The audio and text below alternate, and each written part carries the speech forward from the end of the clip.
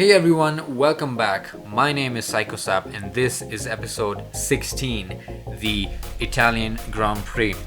Now Monza is the fastest circuit on the F1 calendar, and this is where drivers reach up to 350 kilometers per hour on the straights, and of course using full power for 75% of the lap. Now, interesting few victories here. Sebastian Vettel, who's got his first victory for Toro Rosso, and the only one in fact, in 2008. And of course we remember Gasly's maiden win here in 2020, as well as Ricciardo's win last year, which was unexpected but really fun to watch. Now this is the circuit where you can go ahead and use zero downforce wings, which is amazing, but I didn't go for the drastic setup here, and we're using 2-0 wings for the race. Now it was a wet quali, intermediate tires slapped on as you guys can see, and all I had to do was drive a couple of laps back to back to try and get a feel of the wet track, because I've never driven here in the wet conditions. So after a few laps then, I think that's a lap 4 then, we get pole position, and I'm expecting a few positions to drop there. So we're gonna go ahead and take the same set of intermediate tires, because in my opinion intermediate tires take a little bit of time to settle down when they're brand new, so it's better to go ahead and use one of these old sets. But unfortunately I just realized halfway through the lap that I had not enabled hot lap ERS mode, which means I'm going to lose a bunch of time, and there's absolutely no point of going ahead and continuing the lap.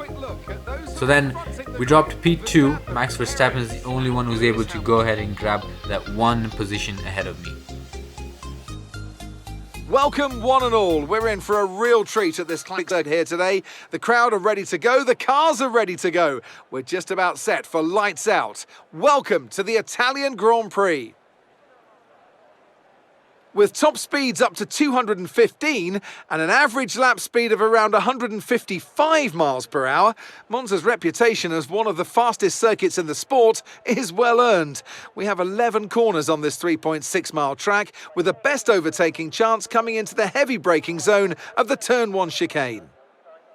Let's run you through the driver grid order for today's exciting race. World champion Max Verstappen starts from pole position, edging out Sergio Perez, who lines up P2. Looking at the rest of today's grid, we have Hamilton, Russell, Carlos Sainz, and Fernando Alonso, Magnussen, Ocon, Leclerc, and Pierre Gasly, Tsunoda, Norris, Sebastian Vettel, and Mick Schumacher, Joe, Ricciardo, Valtteri Bottas, and Alex Albon. Latifi and Lance Stroll brings the grid to a close.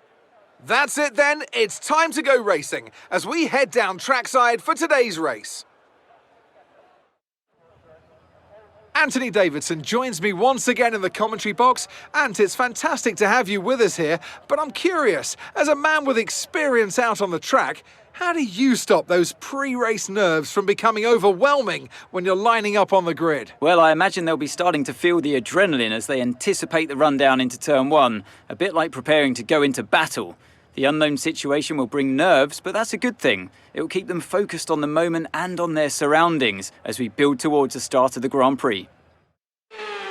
So then let's go ahead and undo the changes that I had made on the car for wet qualifying. Change the fuel load a bit there, as well as the tire pressures to try and keep them optimal for race conditions. Now I'm not going to go with full tire pressures, that is just better for qualifying, but we're going to go with a little bit less than that, and we're going to get going then. Go and warm up the tires, as well as have a lot of fun here in Monza. So this year then is Ferrari's 75th year of racing in Formula 1, and you must have seen their new yellow livery, which is pretty interesting. Let's see what they do with their strategies this week, because we all know what they've been doing with their strategies all season long. So let's wish them luck on their 75th anniversary, and let's get started then. This is round 16 of the F1 22 calendar series. Here we go then, all cars lined up for the Italian Grand Prix. 5 lights out and away we go. Everybody gets a fantastic start. We can see the Alpines getting an absolutely fantastic start there off the line. They're trying to get as many positions as possible before turn 1 comes.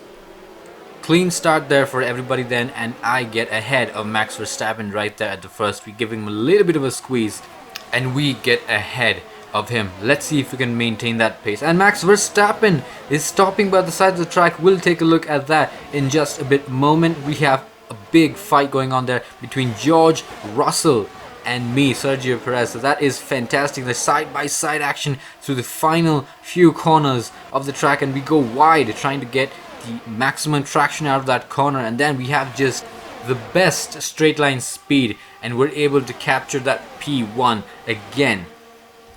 But turn 1 is one of the best overtaking zones, and we're gonna have to see how many beautiful overtakes the drivers can pull off here today.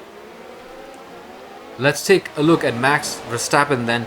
Everything seems to be going okay, but then he goes a little bit wide there, and then he stops by the side of the track and he's not able to come back, because that would be an unsafe return to the track. So that's going to bring Verstappen a bunch of positions down. It's going to be a lot of work. And there we can see Esteban Ocon then making a bunch of moves. He is so quick right now in this track. We can see him right there alongside the Ferrari. It's very soon that's going to come and start attacking me. That is what I predict. Let's see.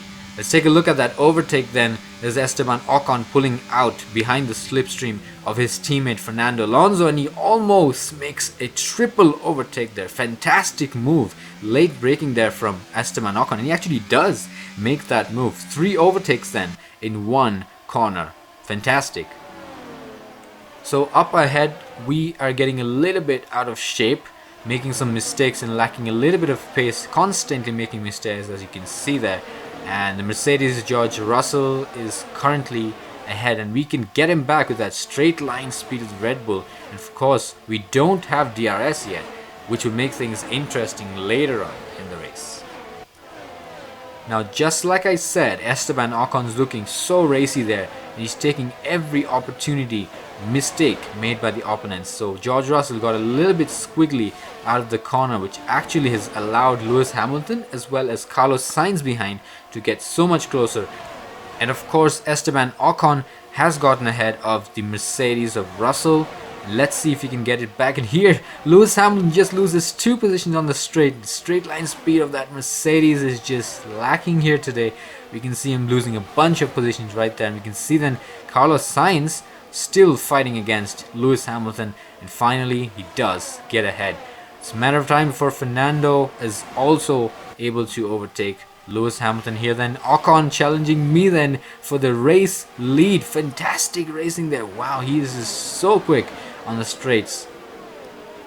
But on this occasion he's just gonna have to sit there and wait for me to let him pass. That's what it's looking like. There we go then. I've made a mistake, but we're taking a switch back, trying to get that position back on the straight. Of course now we do have DRS, but I will not be having it, considering that I was still ahead in the DRS detection zone. So Ocon gets DRS, but do we still have the straight line speed to maintain and hold that position? And yes, we do. We go a little bit wider into the corner entry, but we're able to hold back Ocon there for the moment. He's just been hunting me down, waiting for me to make mistakes, which I've just done again. So maybe the DRS zone he will be able to pull ahead a little bit. We can see him gaining. There he pulls out. Will he be able to get ahead before the turn comes? And no, it's a little bit of a traction problem there in the Alpine here today. So he's just not able to brake later, and not so confident on that. So lap 6 then, and a bunch of us have stopped for fresh rubber. It's gonna be a simple stop. Just slap on a new set of mandatory tires and let's get going again. So we're following then the battle between the Mercedes of Lewis Hamilton and Carlos Sainz in the Ferrari. Then we can see them juggling positions side by side through multiple corners. Who's gonna get ahead? Of course they're both on older tires, so they're really struggling with the pace there. We can see then Carlos gets a little bit ahead, as we have a bunch of cars coming out of the pits as well. Now I just completely lost track of what I was looking at. So there we see Lewis Hamilton and Carlos Sainz still side by side, and finally Lewis Hamilton gets the better traction out of the corner and Carlos has to back out then. But not for long then. Carlos outbrakes Lewis Hamilton with a little bit of late braking, gets ahead of both Mercedes. Leclerc, of course, being one of the slower Ferraris today, but anything can happen. Let's see. George Russell then, fresh out of the pits. It will be an easier overtake for him with fresher tires, but then he locks up. Oh no, that is almost completely destroyed the chance of that overtake, but he still manages to stay alongside Carlos Sainz there in the Ferrari. Then of course, let's see who has a better traction in the next few corners, and he goes late on the brakes, stays ahead there of Carlos Sainz, but can Sainz come back? Apparently does not look so, but a few corners later then we have the DRS zone, and Carlos just breezes past George Russell, and George Russell has to really think how he can make this position back, because that was a bad loss. It all started with the lockup there in turn 1. I'd say one of the most punishing corners if you don't get it right, and of course we also make a mistake there bouncing over the sausage curves there. So a few laps later then, Carlos Sainz has enough pace to come and challenge me for the first position of this race. George Russell very closely behind. We're gonna have to be careful not to make a mistake, which will then allow both cars to pass easily. So here we can see then the Alpines are still at it, a little bit further behind in the field than Esteban Ocon was earlier, but then just still having a fight with the Mercedes of Lewis Hamilton then, who is currently also fighting against the Haas's, and of course he's not where exactly he wants to be right now. Now the slipstream is very powerful in this circuit, and you can see then the Haas is actually ahead of Lewis Hamilton, but I'm guessing Lewis Hamilton will be having DRS to go ahead and attack that Haas, but he just does not have the straight line speed, getting overtaken by the McLarens and the AlphaTauris there. That is just disappointing news for Lewis Hamilton. We have the Alpines as well juggling for positions, as Lewis Hamilton finally does get back a position from the McLarens. As Carlos Sainz then gaining on George Russell, getting so much closer, but he just doesn't have enough straight left on this occasion to make the overtake. And we were talking about Leclerc some time ago. There he is then in P4, very close to where we are, which means he has picked up the pace and is charging for positions right now. Let's see if Carlos lets him pass, which is probably not going to be possible because he is the faster Ferrari for most of the race. But we can see then George Russell getting a bad exit out of the corner, and that's almost allowed Carlos Sainz and Charles Leclerc to overtake him, which may be the case actually. And yes, he loses then 2 positions on one straight. Like I said, Charles Leclerc is charging for positions, and we go a little bit wide there, which is not the best news. We're gonna have to deploy that ERS to maintain that position. Both Ferraris charging behind me like arrows with DRS, so that's going to be a difficult position to hold, and of course we've done it, almost done it. Sainz tries to stay side by side, but he bumps over the sausage curbs, and there he's lost traction. But not long of course before he gains some momentum and is back at it. Surprisingly, George Russell hasn't been trying to make any other moves, which I thought may not be the case. I thought he'd at least be able to get Leclerc back, considering Leclerc has been the slower Ferrari. And then that is unfortunate. Final few corners then were under threat from Carlos Sainz as well as Charles Leclerc. We're just gonna have to hold them back until we reach that finish line. So press and hold to defend is what the orders would be right now. And there we go. There's another win for Red Bull. Unfortunately, Max Verstappen was the one who started on pole position today, but he is just nowhere to be seen. I just have no idea where he's at right now. So that's unfortunate, but we've finally got a Ferrari double podium then. Let's see what happens there in the real race at Monza this weekend. I'm just so intrigued to see the new race with the new cars that can follow even better. Now in Monza, there's been a lot of incidents where the top 4 or 5 cars are in just so small of a time gap that is just fantastic and fascinating to watch. So we might as well just have another set of multiple cars finishing with a gap of 0.001 seconds. That is just going to be fantastic to watch. So let's see what happens. Thank you guys so much for watching. If you enjoyed the video, of course, go ahead and drop a like and a subscribe.